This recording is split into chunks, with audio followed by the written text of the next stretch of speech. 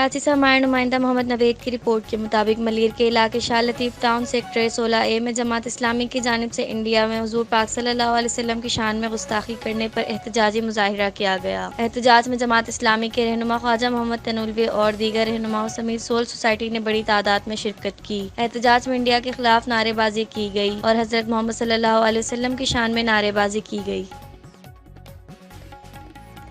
Bahrain से हमारे नुमाइंदा ज़ैद सईद की रिपोर्ट के मुताबिक बहरीन की खूबसूरती काबिल तारीफ़ है। सियाहतकार बहरीन में आकर पुरसुकून महसूस करते हैं और इसकी खूबसूरती से लुत्फ़ उठाते हैं। जैसा कि वीडियो तस्वीर में देखा जा सकता है कि शेखुल हम्द पार्क बहुत ही खूबसूरती रखता है। लोग इस पार्क से बहुत लुत्फ़ उठाते हैं। और दूसरा बहरे की बीच की बात करें तो अलमजवा बीच भी एक अपना ही अंदाज रखता है। सियाहतकार यहाँ समंदर के मज़े लुटाने आते हैं। एज टावर की बात करें तो रात की तारीख में एज टावर की लाइटिंग दिल जीत लेती है। बहरीन की खूबसूरती अपना एक मकाम रखती है।